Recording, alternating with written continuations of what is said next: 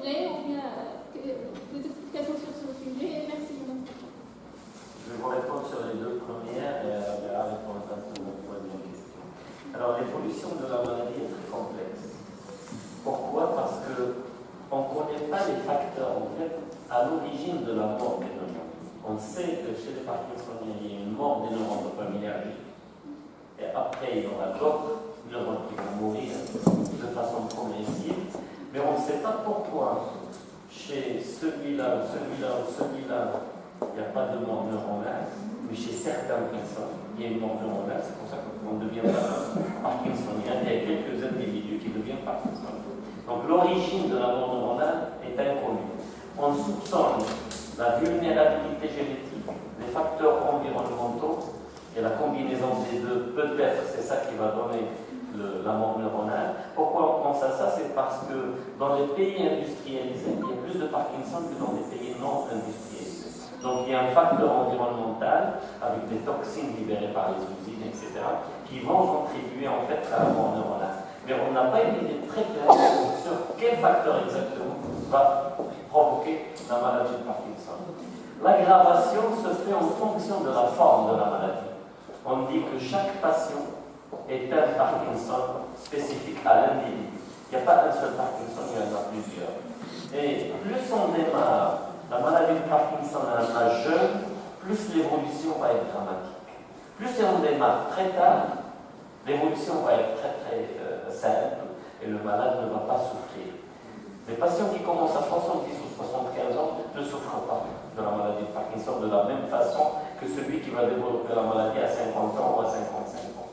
Les malades génétiquement atteints, ceux qui ont des mutations du LRK2, souffrent le plus parce que c'est eux qui vont commencer très tôt la maladie et l'évolution va être dramatique et très rapide. Donc ça c'est vraiment très important à dire. Plus on commence jeune, plus la gravité de la maladie est importante. C'est une maladie progressive. Donc, si on démarre à 75 ans, on va pouvoir vivre avec sans aucun problème. Même l'autonomie persiste chez ces patients-là. Mais c'est les jeunes, en fait, qui développent la maladie jeune, qui sont très handicapés. Il y a un problème dans la maladie de Parkinson, comme les autres en fait, maladies neurodégénératives, c'est que la dégénérescence, donc la mort neuronale, est progressive. Et les symptômes de la maladie ne se manifestent que quand il y a 70% des neurones qui sont morts. Pourquoi? Parce qu'il y a un système de compensation qui est là. Et les neurones survivants vont essayer de décharger et de fonctionner de façon plus importante pour essayer de libérer un maximum de dopamine et compenser le manque de dopamine dû à la mort des neurones qui sont déjà morts. Donc, tant qu'on n'a pas atteint un niveau très élevé de la mort neuronale, on ne va pas voir les symptômes. Les symptômes ne démarrent que quand on a un pourcentage élevé de 70%. C'est là où les symptômes moteurs vont se manifester. Donc, les approches auxquelles on pense en fait de la neuroprotection ne vont pas apporter énormément de choses parce qu'on ne va pas pouvoir donner à tous les individus sur Terre les médicaments pour bloquer en fait la mort neuronale. Donc, il faut choisir en fait les individus à risque. Actuellement, on connaît les individus à risque génétique, mais pas les autres. Donc, ce qui complique un peu les approches de neuroprotection, parce que quand on va démarrer en fait, les médicaments de neuroprotection, le jour où on les aura, le malade est déjà là. Et bon, on va bloquer l'évolution de la maladie, c'est une bonne chose, je ne dis pas que ce n'est pas une bonne chose. Mais c'est une maladie complexe où on a en fait cette mort neuronale importante qui se développe avant la manifestation des symptômes. Je me rappelle peut-être de dire. Oui, le coût. Alors, le coût est cher. Le dispositif en fait de la stimulation plus le coût à l'hôpital, il est à peu près de 25 000 euros. 25 minimum, d'accord? En Europe, spécialement au Maroc, en France, on a la chance d'avoir la sécurité sociale qui prend en charge l'intégralité de la somme, 100% du coût est pris en charge. Le malade ne paye rien, il paye zéro, parce que c'est une maladie chronique. Et pour les maladies chroniques, on sait que la sécurité sociale rembourse ou prend en charge l'intégralité du coût. Ici au Maroc, c'est un peu plus compliqué. ceux qui ont la CNOS ou la CNSS peuvent avoir la prise en charge de 80%. Le reste à leur charge 20%. Donc 20%, c'est pas négligeable, hein, c'est million. Donc 8 briques, ça fait beaucoup. Voilà. Donc c'est les briques de façon générale. Donc les seuls qui ne paient rien, c'est les enseignants, les gens qui sont dans le corps enseignant, parce qu'il y a la fondation en fait, qui compense en fait la différence. Voilà. Donc les enseignants, ils sont pris en charge à 100%. Mais les autres, malheureusement, ils sont obligés. Ceux qui ont la CNOS et la CNSS sont obligés de rembourser, de payer une partie du coût. Si tu veux. Je vais juste rajouter quelque chose sur les remboursements. Donc la journée du 14 novembre à laquelle on a assisté à Rabat, il y avait donc les chirurgiens et neurochirurgiens et neurologues qui avaient présenté un état des lieux de toutes les chirurgies qui ont été faites au Maroc. Et effectivement, ils ont évoqué le volet remboursement et le coût, etc. Ils ont comparé le coût des médicaments justement qui est très très élevé et le coût de la chirurgie. Ils ont signalé aussi que c'était quand même, il fallait démarrer donc, en 2007 à Casablanca, comme l'a dit Hamid, pour après aller négocier auprès des mutuelles, justement pour essayer donc, de prendre en charge. Donc les mutuelles marocaines voulaient d'abord s'assurer que les neurochirurgiens, je dirais marocains, savent faire avant de s'embarquer dans ce remboursement. Donc vraiment chapeau, parce que aujourd'hui je leur tire chapeau, je leur dis merci d'avoir milité justement pour les compatriotes marocains, d'avoir en tout cas on va dire j'ai perdu mon nom, c'est-à-dire d'avoir milité justement pour que ce remboursement puisse être fait. Mais l'information que je voulais donner, et que pas mal de personnes ne le savent pas, c'est que les ramédistes aussi peuvent bénéficier de cette chirurgie et de façon gratuite. Alors moi, j'avais assisté il y a 2 ans à Marrakech, il y avait une première, ça avait il y avait 3 malades qui ont été opérés à Marrakech. Donc toutes ces chirurgies dont on parle, ils sont quand même réalisés dans les CHU du Maroc.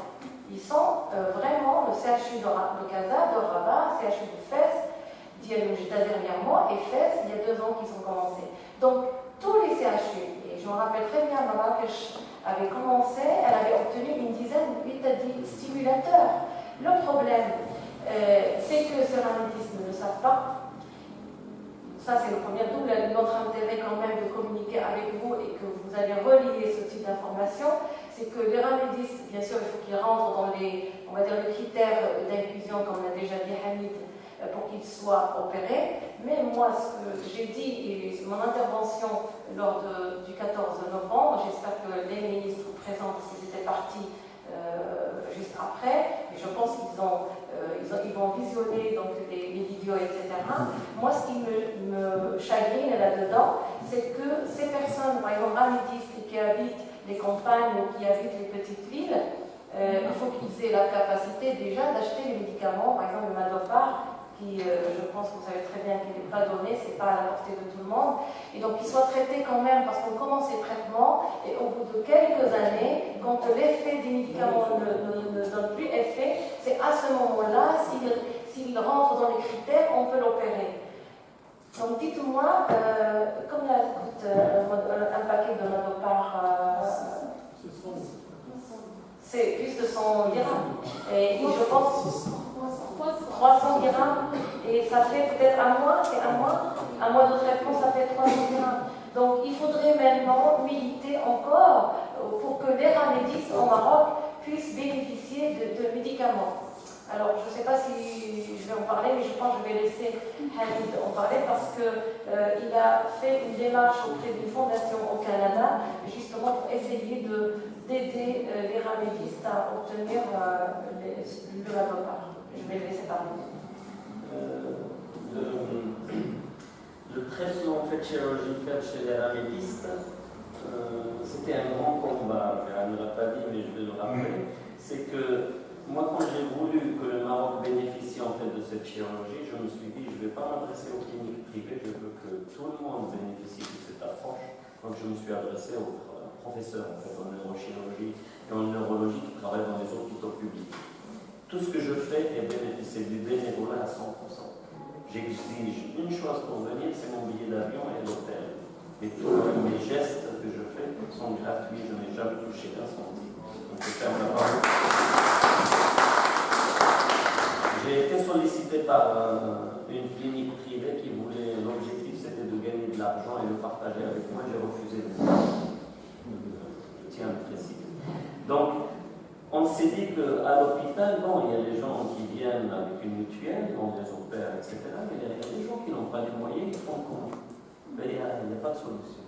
Donc on s'est battu avec le ministère de la Santé pour obtenir une dizaine d'équipements pour opérer 10 patients ramédistes par an dans tous les centres du Maroc.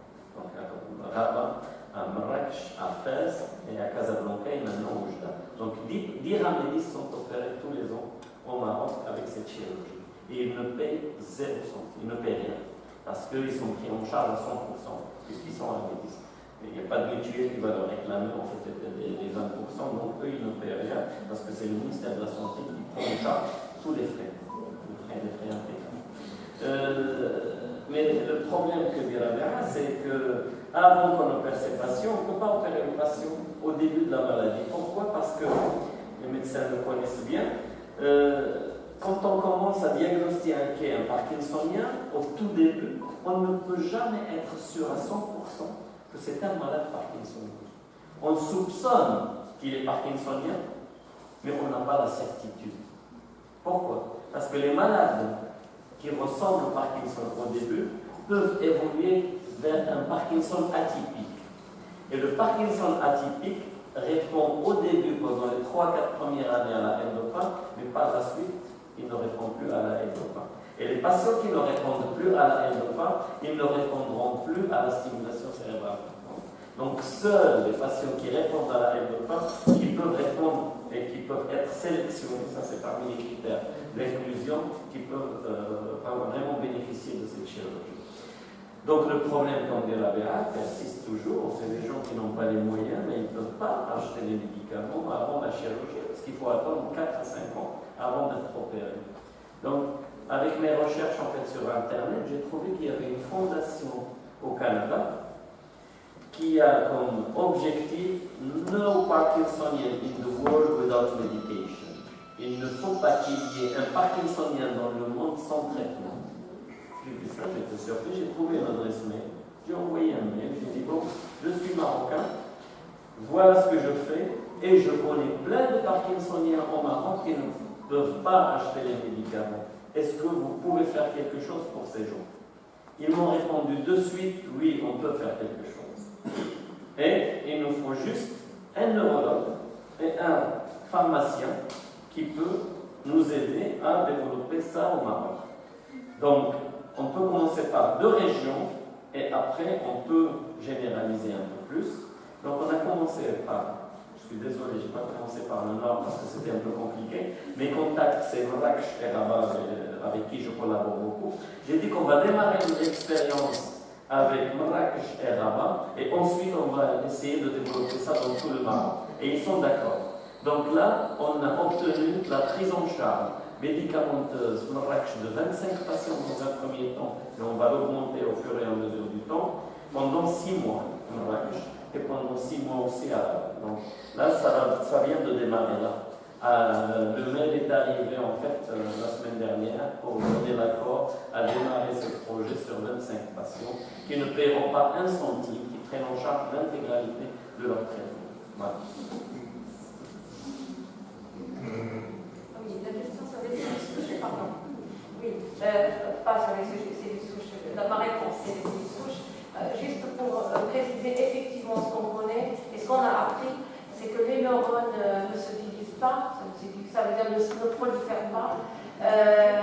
Par contre, dans le système nerveux, c'est-à-dire le cerveau et la moelle épinière, il y a les neurones, effectivement, mais il y a un autre type de cellules qu'on appelle des cellules gliales qui, elles, peuvent se multiplier, etc. Donc, effectivement, pour répondre à votre question, si les neurones, et peut-être on a entendu que maintenant c'est possible, ce que je peux vous dire, c'est que on a, on va dire, des petits stocks de neurones, on va dire, indifférenciés qu'on appelle cellules souches. Et ces cellules peuvent, en tout cas, ça a été montré dans les laboratoires, ces cellules souches peuvent se différencier et donner des neurones. Donc effectivement, il y a beaucoup d'espoir sur ces cellules qui peuvent probablement remplacer les neurones qui manquent, soit dans le Parkinson, soit dans l'Alzheimer, etc. Donc on croit énormément à ces types de recherches et on espère en tout cas que ça va aboutir un jour et l'homme pourra en bénéficier. Mais effectivement, il y a des cellules, ça je peux le confirmer, ça a été déjà montré, il y a des cellules qui sont, qu'on appelle cellules souches, et qui peuvent donner des neurones, en tout cas, en tout cas chez l'animal, ou dans les cultures, en fait, dans les cultures sur lesquelles on travaille dans nos laboratoires. Si je peux juste ajouter un élément, les cellules souches, ces cellules souches, en fait, la multiplication de ces cellules souches, on appelle ça la néoneurogenèse. Néo, c'est-à-dire nouveau, neurogenèse, c'est le développement des neurones. Donc, développement de neurones nouveaux. Le seul souci qui se pose actuellement, c'est comment les stimuler pour qu'ils se différencient. Mais on ne sait pas comment. Par contre, le deuxième problème qui se pose, c'est que ces cellules souches, ils ne sont pas partout dans le cerveau. Actuellement, on ne connaît que 2 régions dans le cerveau où il y a des cellules souches qui se différencient en neurones, c'est dans l'hippocampe et dans le bulbe olfactif. Mais dans les structures concernées par le Parkinson, il n'y a pas de cellules souches qui pourront se différencier et créer de nouveaux neurones autrement. Donc à l'état actuel, les espoirs de la néoneurogenèse dans la maladie de Parkinson sont vraiment très très négligeables. Sauf si on réussit comme toujours, parce que les laboratoires aussi, c'est un peu leur thématique, c'est d'essayer de tester des facteurs de guidance, comme par exemple lors du développement, le cerveau et les neurones qui sont à un endroit donné, et au fur et à mesure, on sait qu'il y a des facteurs positifs ou des facteurs qui vont essayer d'orienter ces neurones pour aller jusqu'à, par exemple, le substance noire, ça va jusqu'au striatum, ça on sait qu'il y a des facteurs qui vont favoriser la pousse vers cette structure-là. Il y a d'autres facteurs inhibiteurs qui, eux, vont par exemple inhiber la pousse des axones vers d'autres cibles qui sont incohérentes ou ces endroits où on n'a pas besoin que ces axones se tiennent. Donc effectivement, si là on a beaucoup d'espoir dans la recherche, justement pour essayer de stimuler d'abord pour les réveiller, on va dire ces neurones in vivo, et en même temps de les guider vers les endroits cibles. Et c'est ça, on va dire, l'un des challenges de la recherche actuelle en neurosciences. On a beaucoup d'espoir, on verra. Alors, merci bien, cher professeur, pour vos efforts déjà et pour votre réponse. Alors, y a-t-il d'autres questions, s'il vous plaît? Alors,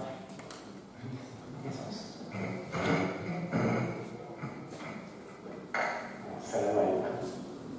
Mohamed Belazzouz, biologiste médical, donc moi je ne connais rien au cerveau, mais on dit qu'on a un deuxième cerveau qui est le système digestif. Donc est-ce qu'il y a des travaux qui relient ce système digestif au Parkinson? Parce que bon, c'est vrai qu'on pourrait imaginer parce que c'est un système qui n'est pas invasif, etc. On pourrait imaginer s'il y a des travaux, ça sera très intéressant. Donc voilà, juste ça. Et puis une petite question, j'ai entendu parler beaucoup de Marrakech, Fès, connaît-il le Tanger, Tétouan, pourquoi pas la Reich? Est-ce qu'il y a de l'espoir d'un jour? Je commence par la deuxième question. Fès, Marrakech, etc. Tout simplement, on a besoin d'un CHU pour démarrer cette chirurgie parce que avant qu'on démarre, j'ai pas mal discuté avec notre collègue et il m'apprend qu'il n'y a pas de neurologue ni de neurochirurgien à la Reich. Le premier scanner a été installé il y a 3 ans à la Reich, mais en privé, apparemment c'est lui. Alors, Tanger, le CHU est en cours de construction. L'hôpital Mohamed V à Tanger, c'est une vraie catastrophe. Si je vous montre quelques photos que j'ai prises il y a 2 ans là-bas, c'est un drame. L'hôpital l'hôpital Mohamed V, c'est une catastrophe. Donc on ne peut rien faire, il n'y a pas d'équipement. Cette chirurgie a besoin d'une IRM fiable. Quand je dis IRM fiable, c'est-à-dire de très bonne qualité. Pourquoi? Parce que les ganglions de la base, et en particulier le noyau sous-thalamique dans lequel on implante nos électrodes, on doit le voir. Et même quand on le voit, on a beaucoup de mal à aller avec précision là-dedans. C'est pour ça que mon rôle, en fait, j'ai oublié de dire ça, c'est l'occasion de le dire. Comme je vous ai dit, moi je ne suis pas médecin, je ne suis pas neurologue, je ne suis pas neurochirurgien, je ne sélectionne pas les malades, je n'opère pas les malades, mais mon intervention au bloc opératoire est capitale. Je suis le GPS au bloc opératoire pour trouver le noyau dans lequel on doit mettre les électrodes. Donc ce que je fais, je descends 5 micro-électrodes dans le cerveau, 5 électrodes, avec une télécommande, puisque je ne suis pas médecin, je n'ai pas le droit de toucher au malade. Le neurochirurgien me met les électrodes dans le cerveau et j'ai une télécommande, je descends ces micro-électrodes petit à petit et je connais en fait le signal électrophysiologique des neurones du noyau sous-thalamique dans lequel on va implanter les électrodes. Donc c'est pour ça que je dis que c'est un moyen qu'on peut comparer à un GPS et c'est la seule façon de trouver le noyau de façon fonctionnelle et être sûr que c'est là où il faut mettre l'électrode. Donc c'est moi qui donne la décision au neurochirurgien où est-ce qu'il doit mettre l'électrode.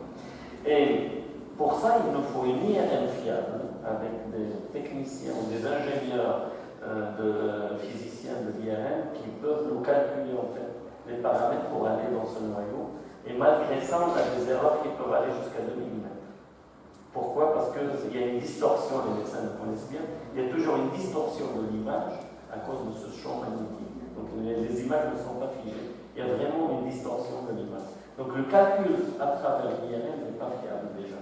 Mais il nous faut une IRM de bonne qualité pour réduire l'erreur et pour réduire le risque de ne pas trouver le noyau. Donc il nous faut ça. À Tanger, il n'y a pas ça. Il n'y a pas de CHU. Combien de neurologues et neurochirurgiens? Moi je connais l'hôpital de Porto-Ville, il y a un neurochirurgien à l'hôpital Mohamed V, mais c'est des gens qui gèrent les difficultés de toute la neurochirurgie, de toute la neurologie générale, en fait, classique. Donc, si cette chirurgie de la maladie de Parkinson, il faut vraiment des neurologues qui se spécialisent dans le Parkinson et des neurochirurgiens qui se spécialisent dans la stéréotaxie et la neurochirurgie fonctionnelle. Le Nord n'est pas équipé à l'état actuel pour ça. La seule ville, c'est Oujda, qui s'est développée et ça fait que voilà. La faculté de médecine, il y a 85 ans, donc elle a commencé. Voilà. Donc, dans les CHU, on peut faire ça. Dans les CHU, on peut. Mais en dehors des CHU, on ne peut pas le faire parce que tout simplement, les équipements ne le permettent pas. Et j'espère dans l'avenir, on pourra y arriver. Mais pour l'instant, il n'y a pas ça. Tu vas répondre?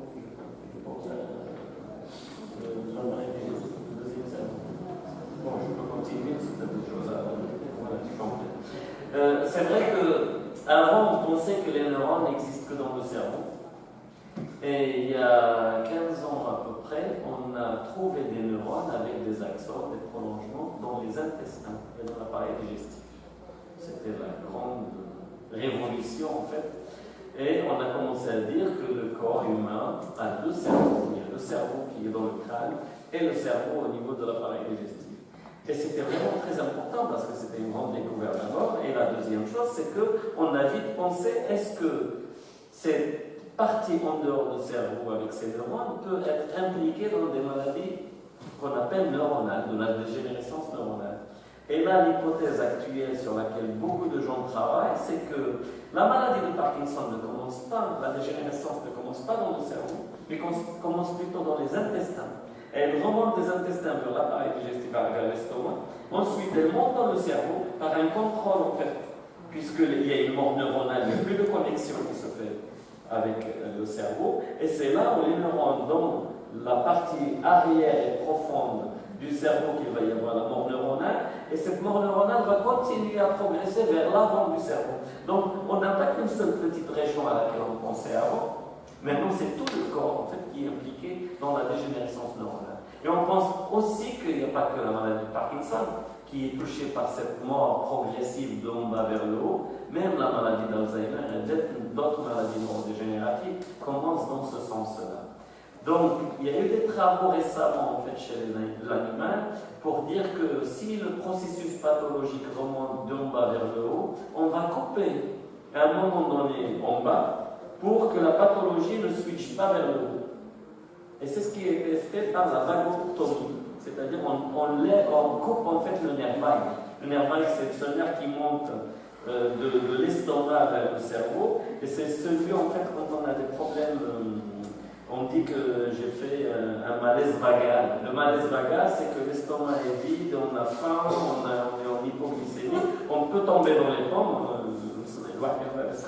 à cause de ce message qui monte de l'estomac vers le cerveau. Donc, on s'est dit qu'il faut couper peut-être à ce niveau-là, soit une lésion totale du nerf vague ou les lésions partielles, et regarder si les animaux vont pouvoir en fait arrêter le processus neurodégénératif pour ne pas développer la maladie de Parkinson. Et effectivement, il y a des travaux plus ou moins avec des résultats contradictoires. Il y en a qui disent oui, on peut provoquer la raie de la mort neuronale au niveau du cerveau en coupant en fait, le nerf vague, et il y en a d'autres qui n'ont pas trouvé les mêmes résultats.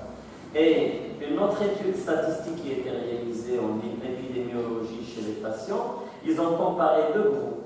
Un groupe qui avait des problèmes digestifs avec beaucoup de malaise vagal, donc chez qui on a coupé en fait le nerf vague, et on a pris une autre population qui n'a jamais subi cette chirurgie. Et ils ont trouvé que dans la population où il y a la lésion du nerf vague, il y a moins de parkinsoniens comparé à l'autre population qui n'a jamais subi la lésion du nerf vague. Donc, mais ça reste vraiment hypothétique encore. Il faut encore d'autres travaux pour pouvoir répondre à la question de façon définitive.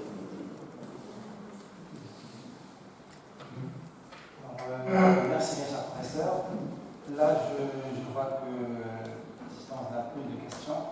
Alors, si vous permettez, j'ai deux petites questions pour moi. J'en profite, j'ai le micro. Alors, ma première question, s'adresse à M. Massius. À propos de la deep brain stimulation. Alors, sur un patient parkinsonien, ce qui fait peur aux gens, c'est les dyskinésies. C'est la partie visible de la sphère.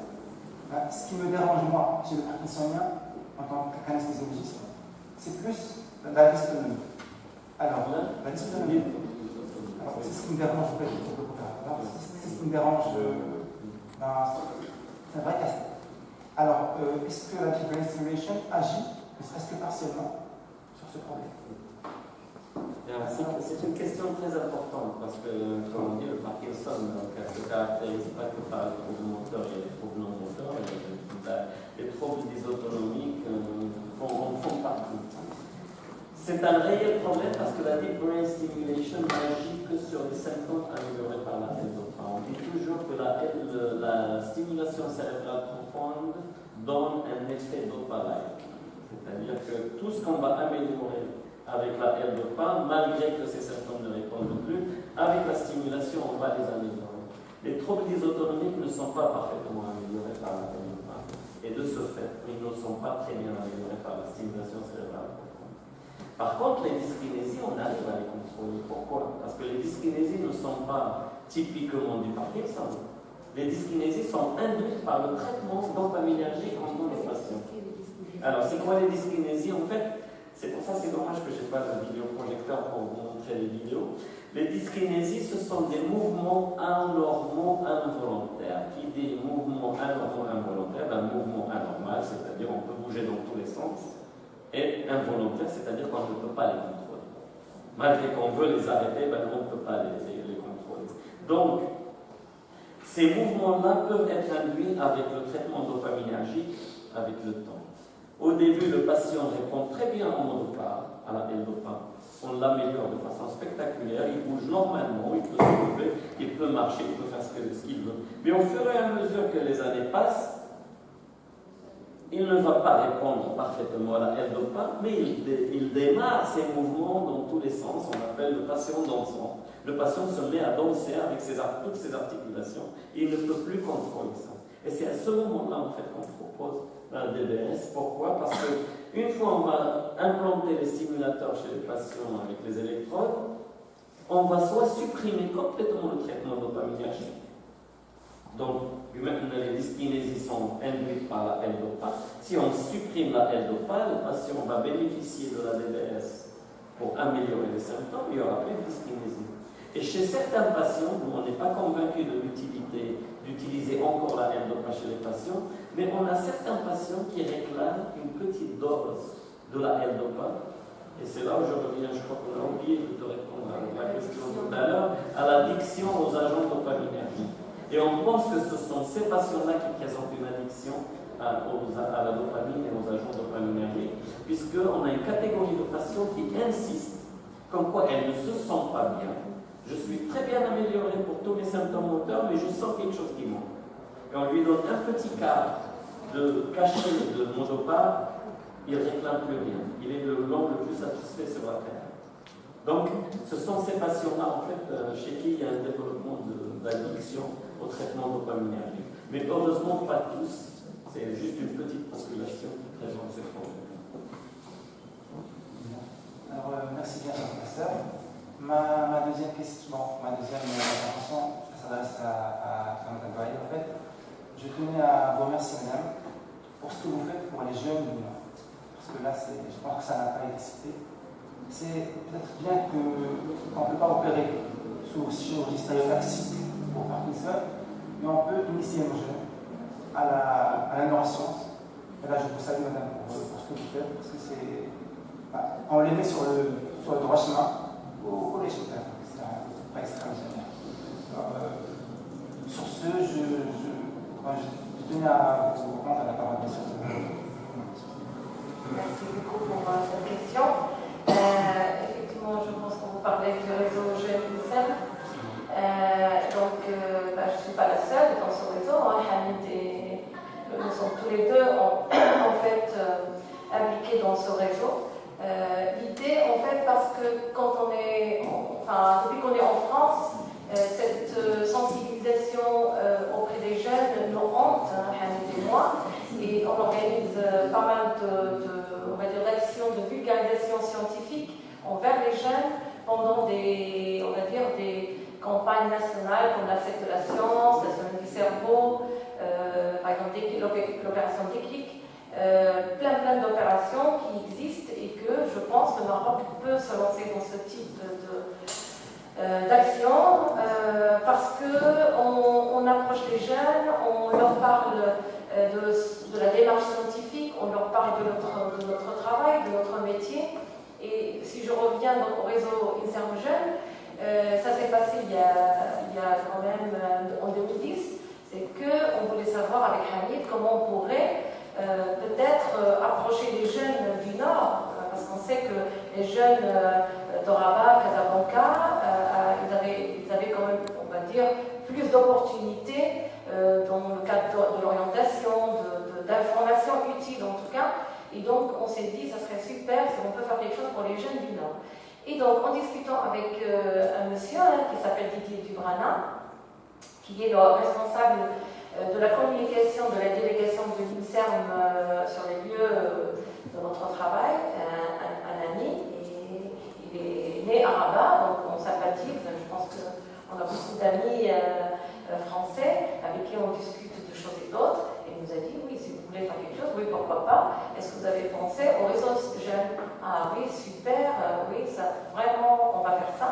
Et après, il a fallu qu'on prenne des contacts avec des enseignants du secondaire, parce que c'est un réseau qui concerne des jeunes, justement pour leur orientation et pour effectivement les initier, comme vous l'avez très bien dit, aux problématiques, aux avancées dans le domaine de la recherche neuroscientifique. On a contacté un inspecteur de Tanger, c'est Botorsé, qui vient de partir à la retraite, avec qui on a sympathisé, on lui a présenté le projet, donc il était partant. C'est ma soeur qui travaillait avec lui et qui m'a dit, voilà, ce monsieur peut-être il peut vous aider, etc. Donc après, on a fait une réunion avec d'autres enseignants et d'autres inspecteurs de SVT, et je pense on a un exemple ici présent, qu'on s'est rencontré il y a quelques années aussi à ce sujet. Donc l'idée est vraiment été née comme ça. C'est-à-dire, si je récapitule, On va donner un sujet concernant les neurosciences. Ça touche le cerveau, un groupe d'élèves qui vont travailler dans un lycée. Ils seront encadrés par un professeur, un enseignant, de toute façon maintenant avec les médias, et on est en contact, donc on échange. Ils vont avancer dans leurs recherches, ils vont faire des recherches, ils vont faire des interviews auprès des médecins, des hôpitaux. S'ils travaillent par exemple sur une pathologie du cerveau, on leur donne un peu une méthodologie pour qu'ils puissent faire un travail de recherche. Et ces jeunes, ils s'éclatent parce que, on va dire que ça change un peu des études ou de la façon de travailler. Ils sont libres, et ils construisent un projet et après ils présentent un poster scientifique qu'ils vont nous présenter quand on va organiser les journées scientifiques. En général c'est au mois d'avril ou mai. Et en même temps, ils vont préparer un diaporama. Donc, on insiste beaucoup sur comment ces jeunes vont proposer une problématique. Et ça, je dirais, c'est un problème qu'on voit même après. On voit chez des étudiants, par exemple, à l'université ou en master, quand ils ne sont pas bien formés. C'est vrai que c'est un peu compliqué. Par exemple, on va travailler sur la maladie de Parkinson, puisqu'on parle ici, mais c'est pas ça, puisqu'on leur dit d'aller chercher une problématique, c'est-à-dire qu'il va falloir poser une question et essayer de répondre à cette question-là avec une méthodologie qu'ils auraient choisie eux-mêmes en s'aidant de questionnaires, de recherches bibliographiques sur Internet. Alors après, on les guide parce que sur Internet, on peut trouver de tout et de n'importe quoi. C'est là où on intervient nous. On est là pour leur dire oui, il y a tel site, on peut les consulter, c'est fiable, etc. D'autres non. Et franchement, on est très heureux parce qu'il y a on va dire, des élèves qui travaillent, qui présentent un travail formidable. D'ailleurs, ils le font. La majorité des cas, c'est en français, mais il y a 2 ans, il y en a certains qui ont commencé à le faire en anglais, et c'est vraiment super intéressant. Alors, Alaïch n'a jamais participé, malgré qu'on avait fait la réunion. Alors, souvent, c'est Tanger. Ça, avec Biel aussi, mais ça, c'est un peu notre insistance.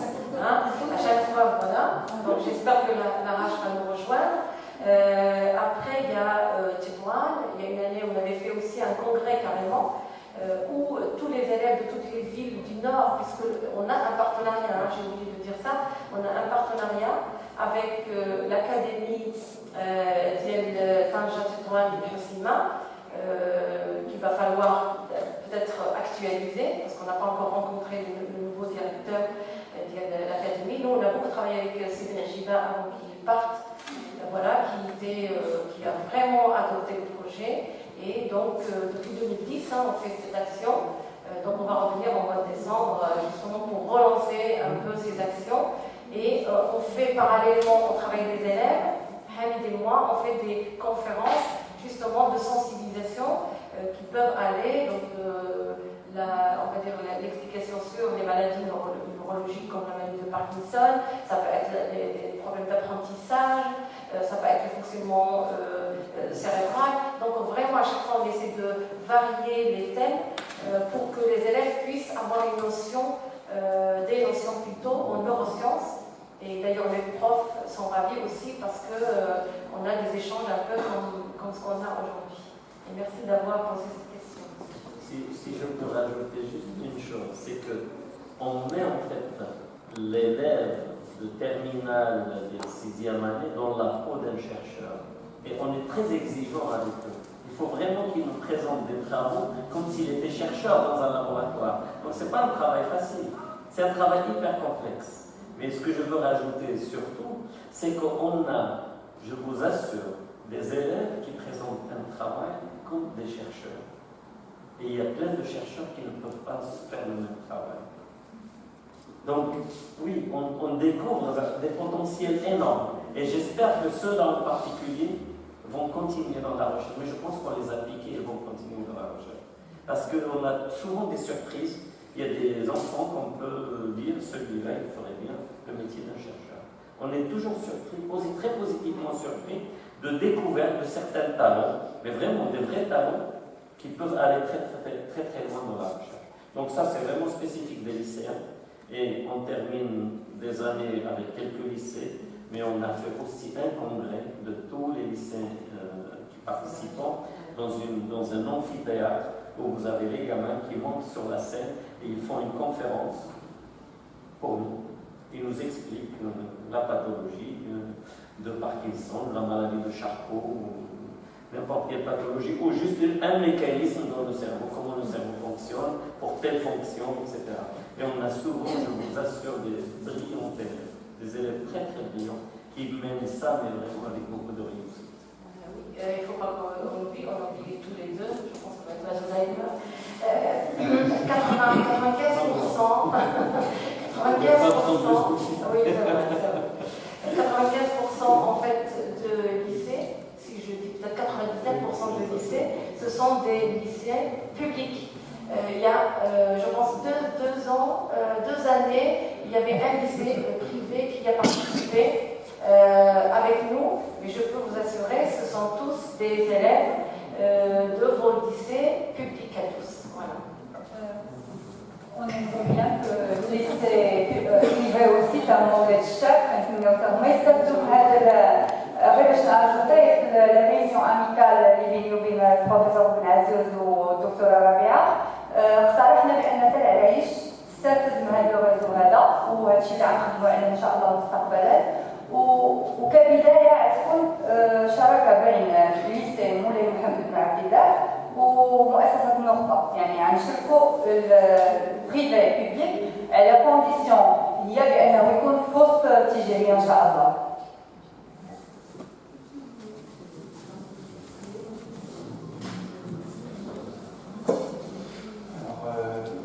Y a-t-il d'autres questions? Il n'y a plus de questions. Qui se prépare d'ailleurs. Alors, je remets la parole à Madame Nija pour clore. Pour ce qui est de la discussion scientifique, je pense qu'elle est close maintenant. Donc, je lui remets la parole pour ce qui est de la suite du programme. Et un grand merci. Un grand merci pour nos deux chercheurs. Vraiment, vous êtes vraiment une fierté pour notre pays. On aimerait bien que nos enfants suivent un peu vos traces. Moi, les nôtres. Ça sent bon, alors, encore une fois, on est fiers de vous et de bonne continuation. Merci et à une prochaine chanson.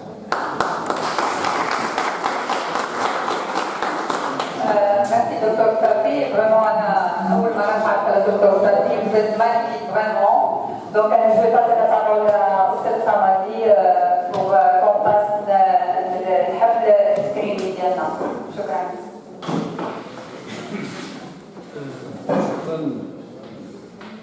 شكرا لأختنا.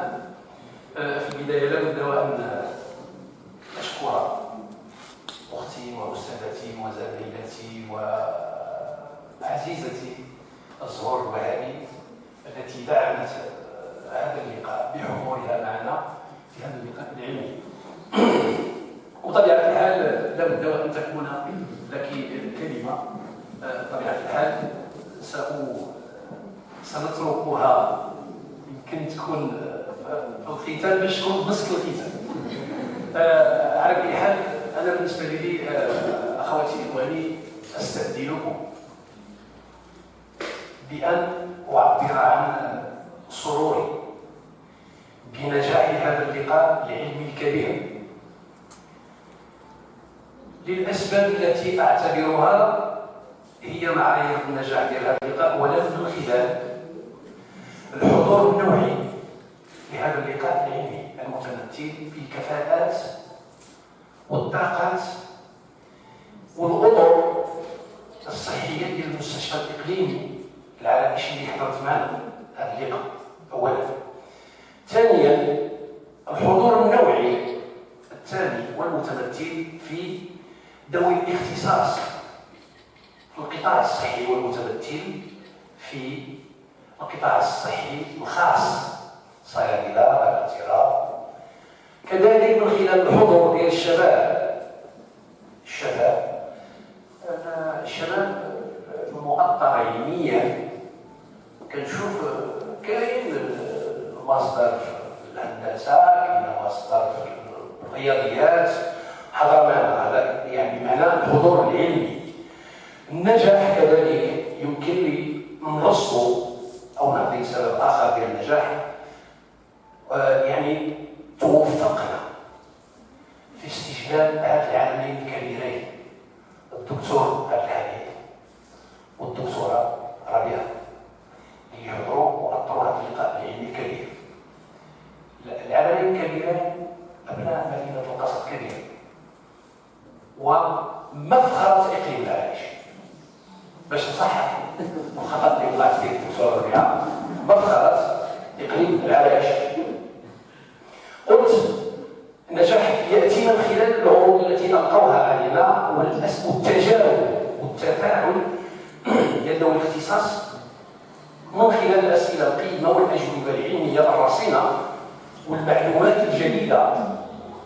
بصدق انا كنقول المعلومه الجديده كرجل ليس لي بالمجال الصحي والمعرفه الصحيه الا الخير والاحسان، ومع ذلك استفدت كثيرا، لانه كاين بعض المعلومات اللي عطاها الدكتور ديك الفضول ديالي من خلال الاسئله مع بعض الاصدقاء، الدكتور زاني، الدكتوره كوثر، يعني تبين بانه كاين هناك معلومات قيمه جدا عطوها لنا الدكاتره ديالنا بالمجال، مشكورين. وكذلك ان هذا اللقاء شكون اللي يسيروا وعمل على ادارته واحد الاطار ربما ما كيعرفو حتى شي واحد، القليل اللي كيعرفو، اللي هو الدكتور الصافي. الدكتور الصافي من خيرة الدكاتره المشهود لهم بالكفاءه ومشهود لهم بالقتاليه في المستشفى ديال الدوليه، مشهود لهم بالقتاليه. شكرا لك دكتور عزيز. وكما قلت انا طلبت منكم واستاذنتكم انني نقول بانه هنيئا لنا جميعا بهذا النجاح.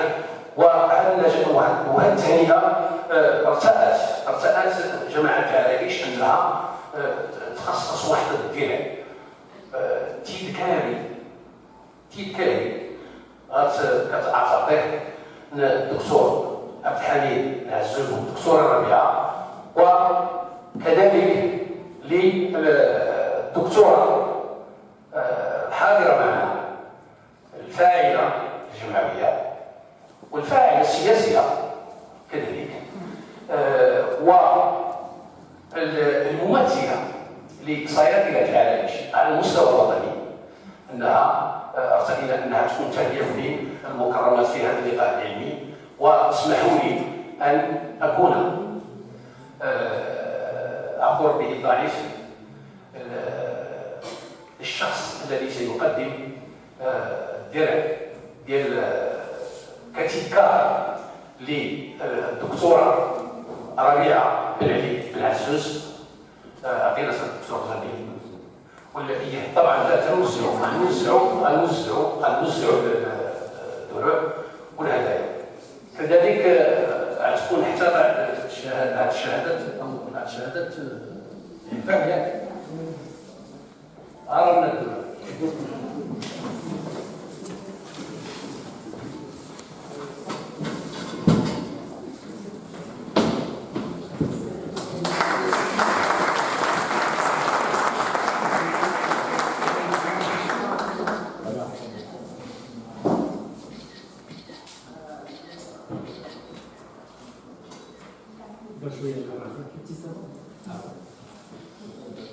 شكرا لك دكتور عبد الحميد.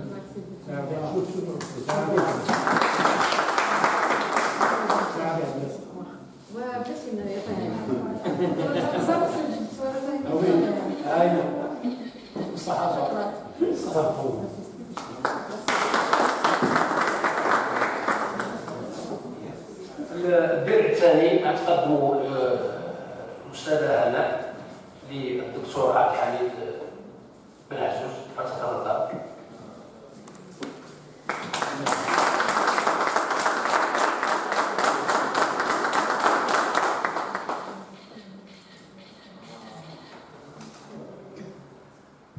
الضرعة عند الاتصال. هذا تكون صافي. فين عليك؟ ضرعة إن شاء الله. لا لا ان شاء الله 20 ذكرى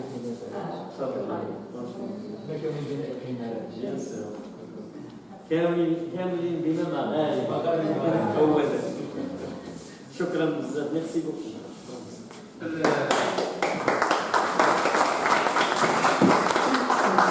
الدرع الثالث تقدمه الدكتورة عرفة مديرة المستشفى الإقليمي بالعرائش، فتتفضل تقدم الدرع إلى الدكتورة أسامة المجيد.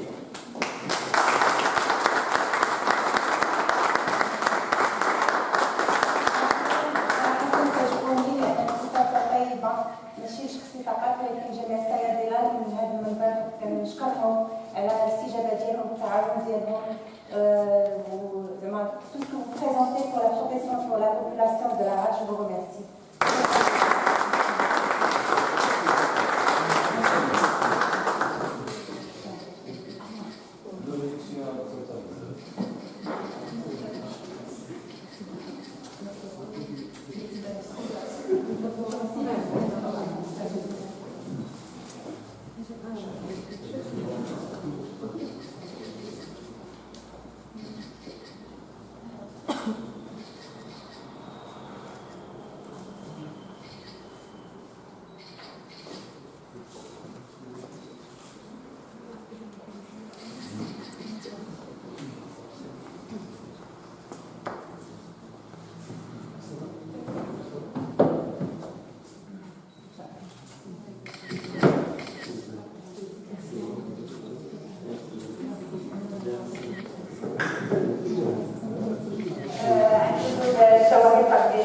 وأطلب من العزيزة البرلمانية ديالنا الأستاذة طول الوهابي تقدم لاتيستاسيون من رئيس الجامعة والجمعية تقدمها الدكتورة رابعة أبو علي بن عزيز، فلتتفضل مشكورة.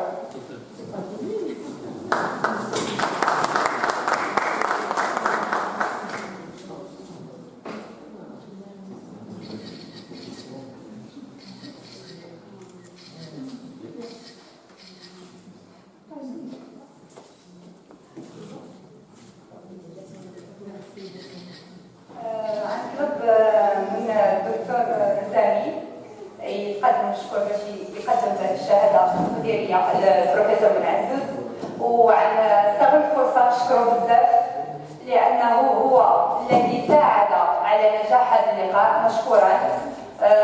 وجدنا كل شيء كنشكر من خلال الجماعه صراحه، لان اول ما طلبنا هذا البروجي هذا يتعمل مع الجماعه مدونا يد العون 100% ودائما واقفين في جنبنا الحمد لله.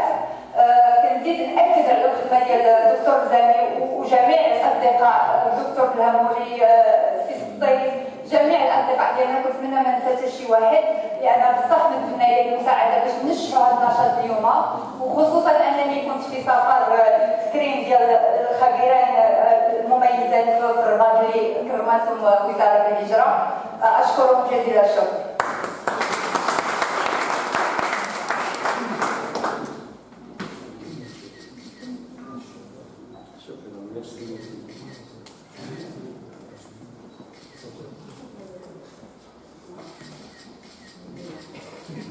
دور عندك صلاة الصوت.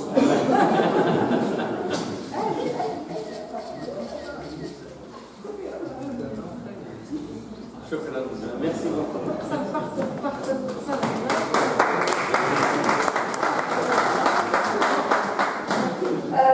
الجمعية عندها واحد النظرة ديجا يمكن بزاف الناس درسوا وقت لأنه هو كبير.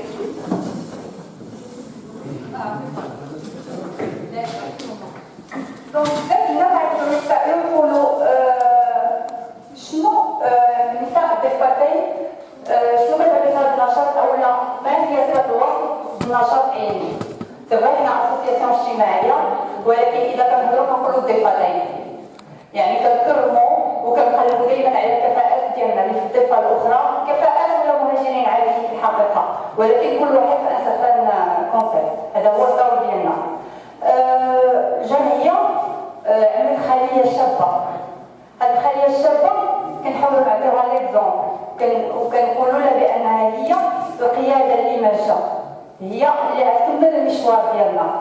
لذلك راينا بان نعطيو الكلمه اللي غتكون قبل الكلمه ديال الاستاذه زهور الوهابي، واحده من الشابات ديالنا ديال الخليه الشابه ديال لاسوسياسيون ديال لي فام دي لوري، واللي هي الانسه نهيله سحنون. شكرا.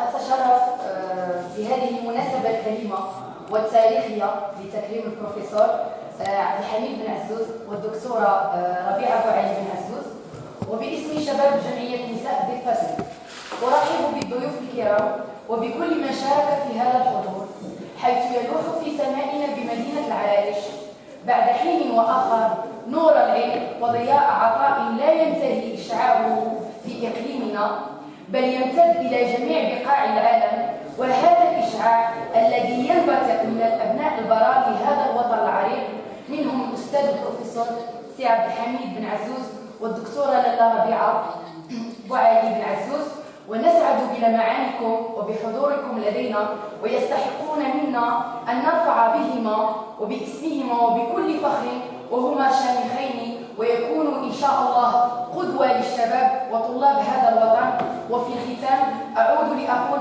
مرحبا ومرحبا بكم.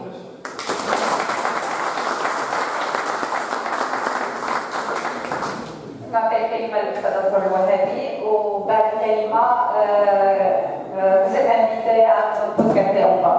Merci. شكرا أستاذة هناء.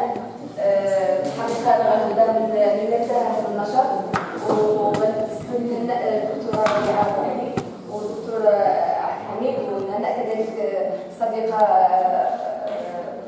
كوثر. الحقيقة هذا نوع الأنشطة اللي تعودنا كثيرا في بلدة العريش، هنا كان مجموعة النسيج الجمعوي من المجتمع المدني، مجموعة ديال الأنشطة اللي تشتغلوا عليها هي مختلفة على هذا النشاط في الحقيقة، اللي هو قيمة مضافة جدا للعمل الجمعوي.